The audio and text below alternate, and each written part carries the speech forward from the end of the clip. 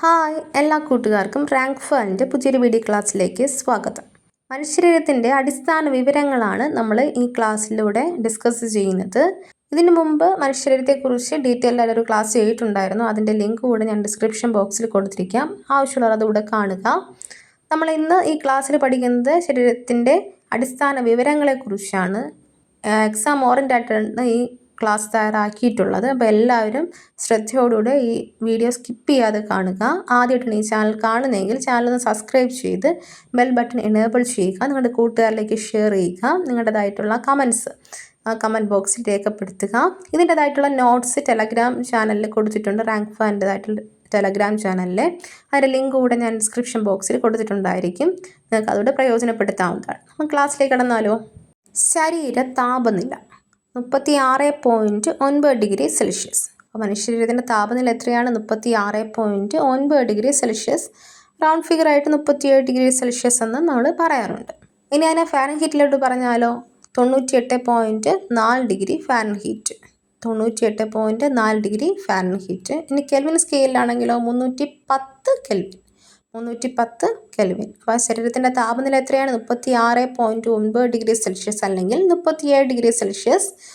98.4 degree Fahrenheit അല്ലെങ്കിൽ 310 kelvin. ഇനി മനുഷ്യ ശരീരത്തിലെ അസ്ഥികളുടെ എണ്ണം എത്രയാണ്? 206. മനുഷ്യ ശരീരത്തിലെ അസ്ഥികൾ 206. പേശികൾ 639. പേശികൾ 639. ക്രോമസോം സംഖ്യ എത്രയാണ്? 46. ക്രോമസോം സംഖ്യ 46. എത്ര ജോഡിയാണുള്ളത്? 23 ജോഡി. 46 ക്രോമസോം സംഖ്യയാണ്, 23 ജോഡികൾ. നാഡികൾ എത്രയുണ്ട്? 43 ജോഡി നാഡികളുണ്ട്. നാഡികൾ 43 ജോഡി. ഇനി ഇതിലെ ശിരോനാഡികൾ 12 ജോഡിയുണ്ട്. സുഷ്മ്നാനാഡികൾ 31 ജോഡി. ശിരോനാഡികൾ 12, സുഷ്മ്നാനാഡികൾ 31 ജോഡി. ടോട്ടൽ എത്ര ജോഡി നാഡികളുണ്ട്? 43. സുഷ്മ്നയുടെ നീളം എത്രയാണ്? 45 സെൻറ്റിമീറ്റർ. സുഷ്മ്നയുടെ നീളം 45 സെൻറ്റിമീറ്റർ. അവയവങ്ങൾ 80 എണ്ണം ഉണ്ട്. എത്ര അവയവങ്ങളുണ്ട്? 80 അവയവങ്ങളുണ്ട്. പുതിയതായിട്ട് കണ്ടെത്തിയത് മെസെൻറ്ററി 79ാമത്തെ അവയവമാണ്. അന്തരാളകല 80ാമത്തെ അവയവമാണ്. അപ്പം ടോട്ടൽ 80 അവയവങ്ങളുണ്ട്. പുതുതായിട്ട് കണ്ടെത്തിയത് മെസെൻറ്ററി 79ാമത്തെ അവയവവും അന്തരാളകല 80ാമത്തെ അവയവവുമാണ്. നമ്മളിനി കുറച്ച് അവയവങ്ങളുടെ ഭാരം നോക്കാൻ പോവുകയാണ്. വൃക്കയുടെ ഭാരം 150 ഗ്രാം. വൃക്കയുടെ ഭാരം 150 ഗ്രാം.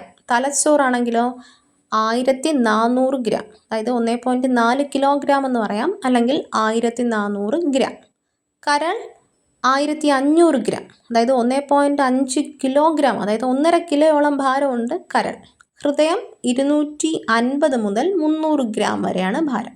വൃക്കയുടെ ഭാരം 150 ഗ്രാം, തലച്ചോറ് 1400 ഗ്രാം അല്ലെങ്കിൽ 1.4 കിലോഗ്രാം, കരൾ 1500 ഗ്രാം അല്ലെങ്കിൽ 1.5 കിലോഗ്രാം, ഹൃദയം 250 മുതൽ 300 ഗ്രാം വരെ. ഹൃദയസ്പന്ദനം എത്രയാണ്? 72 ബീറ്റ്സ് പെർ മിനിറ്റ്. അപ്പം ഓരോ മിനിറ്റിലും ഹൃദയം സ്പന്ദിച്ചുകൊണ്ടിരിക്കുകയാണ്. അപ്പോൾ ഓരോ ഹൃദയസ്പന്ദനത്തിനെടുക്കുന്ന സെക്കൻഡ് എത്രയാണെന്ന് അറിയാമോ?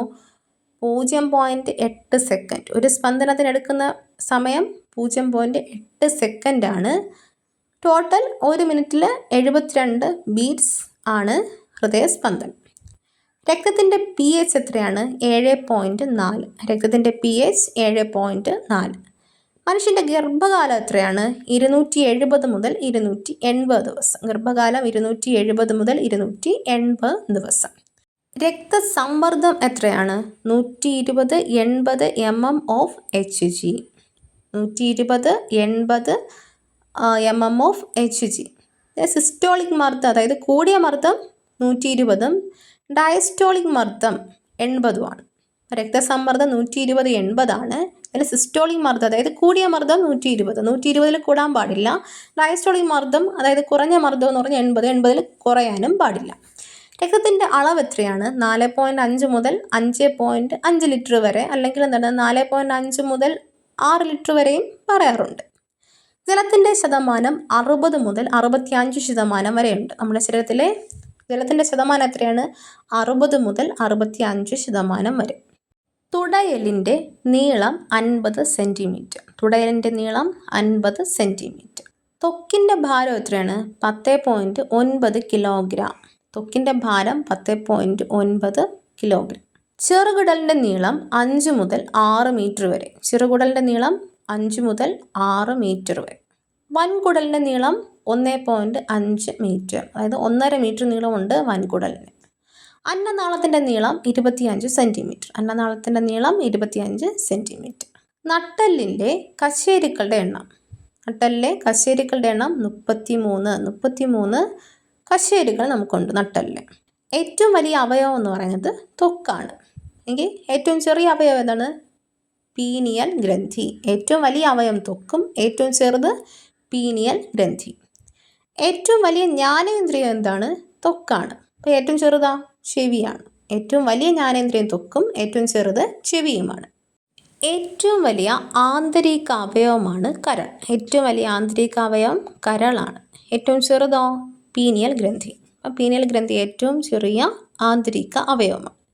ഏറ്റവും വലിയ ഗ്രന്ഥി കരളാണ്. ഏറ്റവും വലിയ ഗ്രന്ഥി കരൾ. ഏറ്റവും ചെറുത് പീനിയൽ ഗ്രന്ഥി.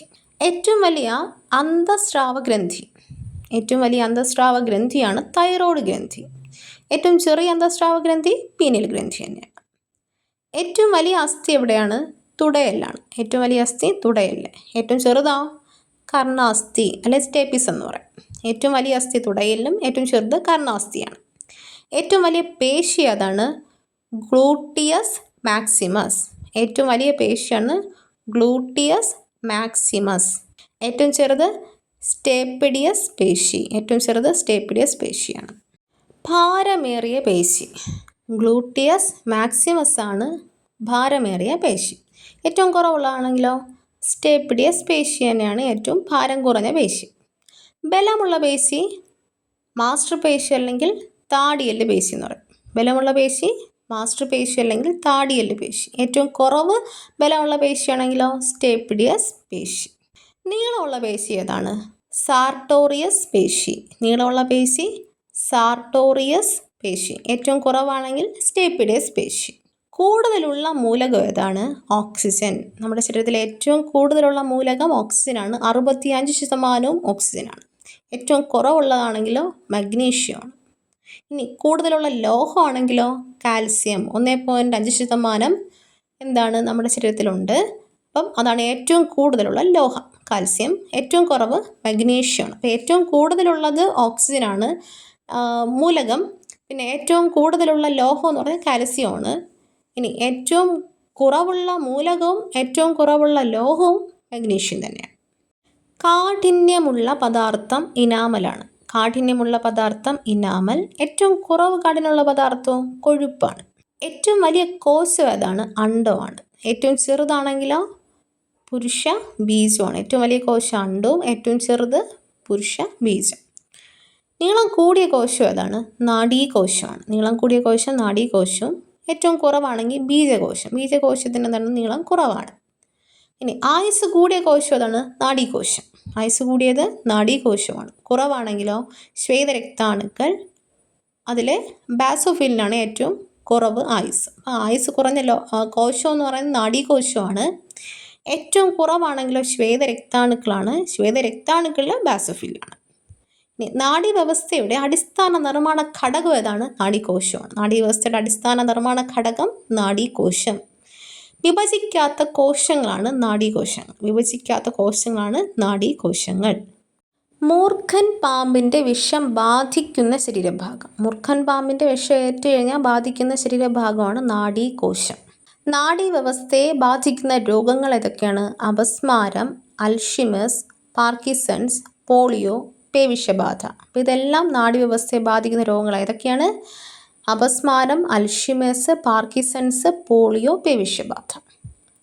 ആക്സോണിനെ പൊതിഞ്ഞു കാണുന്ന വെള്ള നിറത്തിലുള്ള ആവരണം ഏതാണ്? ആക്സോണിനെ പൊതിഞ്ഞു കാണുന്ന വെള്ള നിറത്തിലുള്ള ആവരണമാണ് മയാലിൻ ഷീത്ത്. അപ്പോൾ മയാലിൻ ഷീത്താണ് ആക്സോണിനെ പൊതിഞ്ഞു കാണുന്ന വെള്ള നിറത്തിലുള്ള ആവരണം.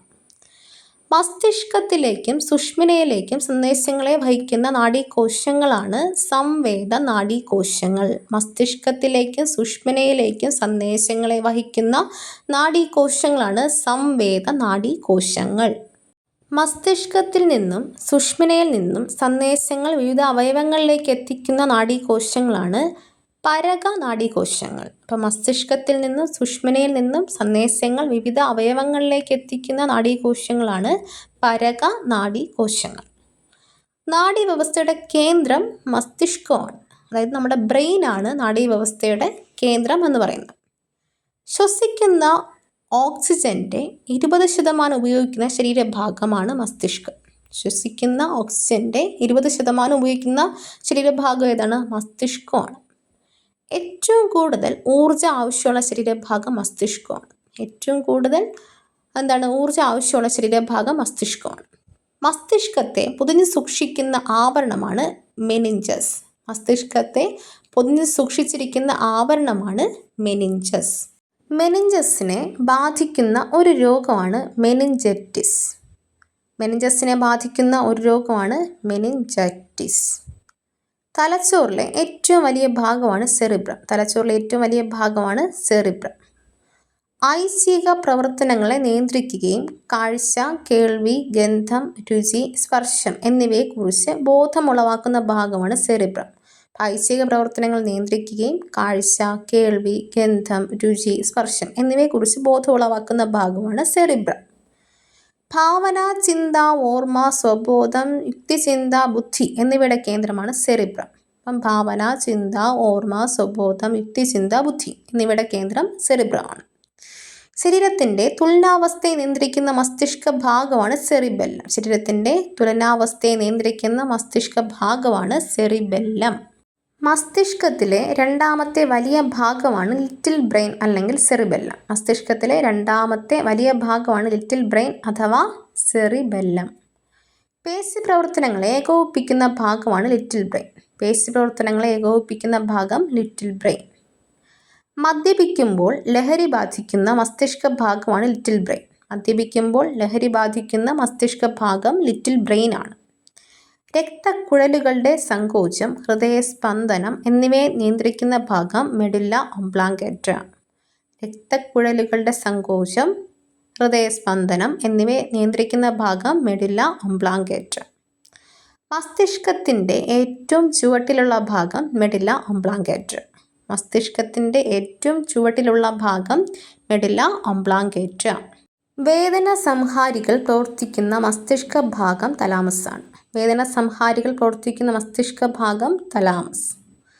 റിലേ സ്റ്റേഷൻ എന്നറിയപ്പെടുന്നത് തലാമസ്. Relay station thalamus.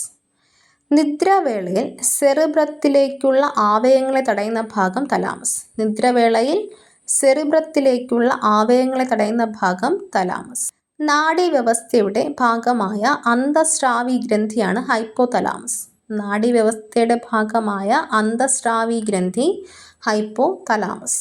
വിശപ്പ്, ദാഹം, താപനില, ലൈംഗികാസക്തി എന്നിവയെ നിയന്ത്രിക്കുന്ന ഭാഗം ഹൈപ്പോതലാമസ്. വിശപ്പ്, ദാഹം, താപനില, ലൈംഗികാസക്തി എന്നിവയെ നിയന്ത്രിക്കുന്ന ഭാഗം ഹൈപ്പോതലാമസ്. ഓക്സിറ്റോസിൻ, വാസോപ്രസിൻ എന്നീ ഹോർമോണുകൾ ഉൽപ്പാദിപ്പിക്കുന്ന ഭാഗം ഹൈപ്പോതലാമസ്. ഓക്സിറ്റോസിൻ, വാസോപ്രസിൻ എന്നീ ഹോർമോണുകൾ ഉൽപ്പാദിപ്പിക്കുന്ന ഭാഗം ഹൈപ്പോതലാമസ്. ഗർഭപാത്രം സങ്കോചിക്കാൻ സഹായിക്കുന്ന ഹോർമോൺ ഓക്സിറ്റോസിൻ. ഗർഭപാത്രം സങ്കോചിക്കാൻ വേണ്ടി സഹായിക്കുന്നത് ഓക്സിറ്റോസിൻ ആണ്. ശരീരത്തിലെ ജലത്തിൻ്റെ പുനരാഗീകരണ തോത് നിയന്ത്രിക്കുന്ന ഹോർമോൺ വാസോപ്രസിൻ. ശരീരത്തിലെ ജലത്തിൻ്റെ പുനരാഗീകരണ തോത് നിയന്ത്രിക്കുന്ന ഹോർമോൺ വാസോപ്രസിൻ. മതവിരുദ്ധ ഹോർമോൺ എന്നറിയപ്പെടുന്നത് വാസോപ്രസിൻ ആണ്. മതവിരുദ്ധ ഹോർമോൺ എന്നറിയപ്പെടുന്നത് വാസോപ്രസിൻ. മസ്തിഷ്കത്തിലെ വൈദ്യുതതരംഗങ്ങളെ ഗ്രാഫ് രൂപത്തിൽ ചിത്രീകരിക്കുന്നത് EEG. മസ്തിഷ്കത്തിലെ വൈദ്യുതതരംഗങ്ങളെ ഗ്രാഫ് രൂപത്തിൽ ചിത്രീകരിക്കുന്നത് EEG. മനുഷ്യ ശരീരത്തിലെ ചലനം സാധ്യമാക്കുന്ന ശരീരഭാഗം പേശികൾ. മനുഷ്യ ശരീരത്തിലെ ചലനം സാധ്യമാക്കുന്ന ശരീരഭാഗം പേശികൾ. പേശികളുടെ പ്രവർത്തനത്തെ നിയന്ത്രിക്കുന്ന ലോഹം കാൽസ്യം. പേശികളുടെ പ്രവർത്തനത്തെ നിയന്ത്രിക്കുന്ന ലോഹം കാൽസ്യം. രക്തത്തിൽ കാൽസ്യത്തിൻ്റെ അളവ് ക്രമാതീതമായി കുറഞ്ഞാൽ പേശികൾക്കുണ്ടാകുന്ന രോഗമാണ് ടെറ്റനി. രക്തത്തിൽ കാൽസ്യത്തിൻ്റെ അളവ് ക്രമാതീതമായി കുറഞ്ഞാൽ പേശികൾക്കുണ്ടാകുന്ന രോഗം ടെറ്റനി. പേശികളുടെ പ്രവർത്തനത്തെ നിയന്ത്രിക്കുന്ന ഹോർമോണാണ് ഓക്സിറ്റോസിൻ. പേശികളുടെ പ്രവർത്തനത്തെ നിയന്ത്രിക്കുന്ന ഹോർമോൺ ഓക്സിറ്റോസിൻ. പേശികളുടെ പ്രവർത്തനത്തെ നിയന്ത്രിക്കുന്ന വിറ്റാമിൻ B1. പേശിയുടെ പ്രവർത്തനത്തെ നിയന്ത്രിക്കുന്ന വിറ്റാമിൻ B1. ഏറ്റവും ചലനശേഷിയുള്ള പേശി കൺപോളകളിലെ പേശി. ഏറ്റവും ചലനശേഷിയുള്ള പേശി കൺപോളകളിലെ പേശി. വിശ്രമമില്ലാതെ പ്രവർത്തിക്കുന്ന പേശി ഹൃദയപേശി. വിശ്രമമില്ലാതെ പ്രവർത്തിക്കുന്ന പേശി ഹൃദയപേശി. ജീവിതകാലം മുഴുവൻ ഒരേപോലെ പ്രവർത്തിക്കുന്ന പേശി ഹൃദയപേശി. ജീവിതകാലം മുഴുവൻ ഒരേപോലെ പ്രവർത്തിക്കുന്ന പേശി ഹൃദയപേശി. പേശികളില്ലാത്ത അവയവം ശ്വാസകോശം. പേശികളില്ലാത്ത അവയവം ശ്വാസകോശം. പേശികൾക്ക് നിറം നൽകുന്നത് മയോഗ്ലോബിൻ. പേശികൾക്ക് നിറം നൽകുന്നത് മയോഗ്ലോബിൻ. മനുഷ്യ ശരീരത്തിന് ആകൃതിയും ബലവും നൽകുന്നത് അസ്ഥികളാണ്. മനുഷ്യ ശരീരത്തിന് ആകൃതിയും ബലവും നൽകുന്നത് അസ്ഥികൾ. നവജാത ശിശുക്കളുടെ അസ്ഥികളുടെ എണ്ണം 300. നവജാത ശിശുക്കളുടെ അസ്ഥികളുടെ എണ്ണം 300. തലയോട്ടിയിലെ ചലിപ്പിക്കാൻ കഴിവുള്ള ഏക അസ്ഥി കീഴ്ത്താടിയെല്ല്. തലയോട്ടിയിലെ ചലിപ്പിക്കാൻ കഴിവുള്ള ഏക അസ്ഥി കീഴ്ത്താടിയെല്ല്. അസ്ഥികൾ നിർമ്മിക്കപ്പെട്ടിരിക്കുന്ന രാസവസ്തുക്കൾ കാൽസ്യം ഫോസ്ഫേറ്റ്, കാൽസ്യം കാർബണേറ്റ്. അസ്ഥികൾ നിർമ്മിക്കപ്പെട്ടിരിക്കുന്ന രാസവസ്തുക്കൾ കാൽസ്യം ഫോസ്ഫേറ്റ്, കാൽസ്യം കാർബണേറ്റ്. എല്ലുകളുടെ ആരോഗ്യത്തിന് ആവശ്യമായ ലോഹം കാൽസ്യം. എല്ലുകളുടെ ആരോഗ്യത്തിന് ആവശ്യമായ ലോഹം കാൽസ്യം. വിറ്റാമിൻ ഡിയുടെ കുറവ് മൂലം ഉണ്ടാകുന്ന അസ്ഥിരോഗം റിക്കറ്റ്സ് അല്ലെങ്കിൽ കണ. വിറ്റാമിൻ ഡിയുടെ കുറവ് മൂലം ഉണ്ടാകുന്ന അസ്ഥിരോഗം റിക്കറ്റ്സ് അല്ലെങ്കിൽ കണ. സന്ധികളിൽ അമിതമായി യൂറിക് ആസിഡ് അടിഞ്ഞുകൂടി അസ്ഥികൾക്കുണ്ടാകുന്ന വീക്കം ഗൗട്ട്. സന്ധികളിൽ അമിതമായി യൂറിക് ആസിഡ് അടിഞ്ഞുകൂടി അസ്ഥികൾക്കുണ്ടാകുന്ന വീക്കം ഗൗട്ട്.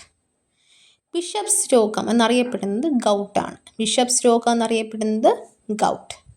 മറ്റ് അസ്ഥികളുമായി ബന്ധമില്ലാത്ത അസ്ഥിയാണ് ഹയോയിഡ്.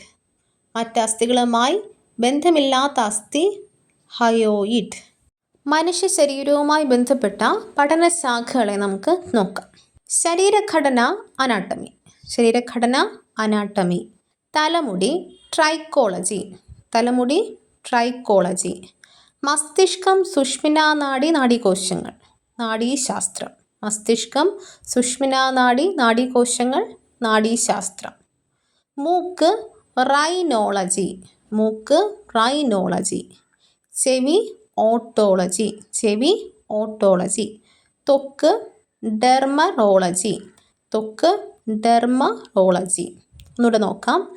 ശരീരഘടന അനാട്ടമി, തലമുടി ട്രൈക്കോളജി, മസ്തിഷ്കം സുഷ്മിനാനാഡി നാഡീകോശങ്ങൾ നാഡീശാസ്ത്രം, മൂക്ക് റൈനോളജി, ചെവി ഓട്ടോളജി, ത്വക്ക് ഡെർമറോളജി.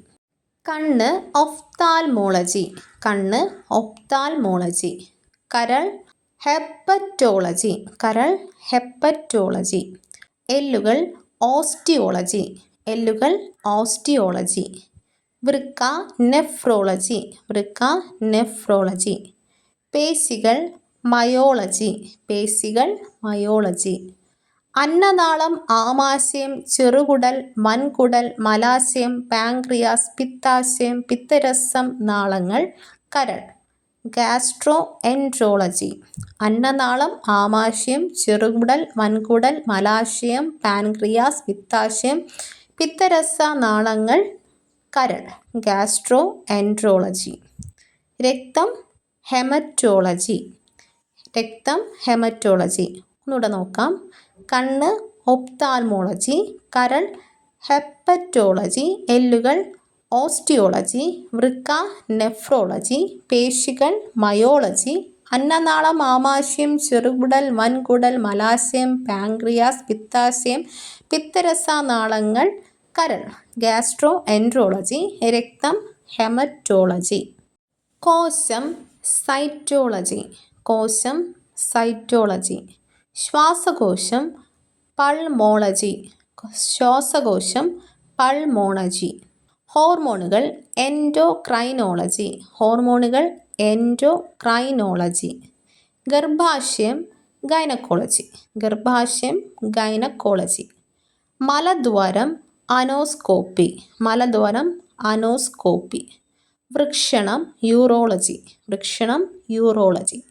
ഗ്രന്ഥി എൻഡോക്രൈനോളജി, ഗ്രന്ഥി എൻഡോക്രൈനോളജി. അസ്ഥി അസ്ഥിശാസ്ത്രം, അസ്ഥി അസ്ഥിശാസ്ത്രം. പേശി കൈനേഷോളജി, പേശി കൈനേഷോളജി. രോഗപ്രതിരോധ വ്യവസ്ഥ, രോഗപ്രതിരോധ ശാസ്ത്രം, രോഗപ്രതിരോധ വ്യവസ്ഥ, രോഗപ്രതിരോധ ശാസ്ത്രം. രക്തചംക്രമണ വ്യൂഹം ആൻജിയോളജി, രക്തചംക്രമണ വ്യൂഹം ആൻജിയോളജി. ഒന്നുകൂടെ നോക്കാം. കോശം സൈറ്റോളജി, ശ്വാസകോശം പൾമോളജി, ഹോർമോണുകൾ എൻഡോക്രൈനോളജി, ഗർഭാശയം ഗൈനക്കോളജി, മലദ്വാരം അനോസ്കോപ്പി, വൃഷണം യൂറോളജി, ഗ്രന്ഥി എൻഡോക്രൈനോളജി, അസ്ഥി അസ്ഥിശാസ്ത്രം, പേശി കൈനേഷോളജി, രോഗപ്രതിരോധ വ്യവസ്ഥ, രോഗപ്രതിരോധ ശാസ്ത്രം, രക്തചംക്രമണ വ്യൂഹം ആൻജിയോളജി. മനുഷ്യ ശരീരത്തിൻ്റെ അടിസ്ഥാന വിവരങ്ങളെക്കുറിച്ചുള്ള ഈ ക്ലാസ് നിങ്ങൾക്ക് വളരെ യൂസ്ഫുള്ളായെന്ന് വിശ്വസിക്കുന്നു. 10th പ്രിലിംസ് പോലുള്ള എക്സാമുകൾക്ക് തീർച്ചയായിട്ടും നിങ്ങൾക്ക് 1 മാർക്ക് ഈ വീഡിയോയിൽ നിന്ന് ഉറപ്പിക്കാനായിട്ട് സാധിക്കും. എല്ലാവരും ശ്രദ്ധയോടെ പഠിക്കുക. ഈ ടോപ്പിക്കുമായിട്ട് ബന്ധപ്പെട്ട് ഇനിയും ധാരാളം വീഡിയോസ് വരുന്നുണ്ട്.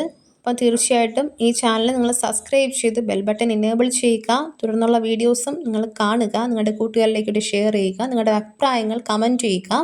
ഇതിൻ്റെ നോട്ട്സ് ടെലഗ്രാം ചാനൽ പോസ്റ്റ് ചെയ്തിട്ടുണ്ട്, നിങ്ങൾക്ക് അതുകൂടെ പ്രയോജനപ്പെടുത്താവുന്നതാണ്. മറ്റൊരു വീഡിയോ ആയിട്ട് വീണ്ടും കാണാം. Thank you.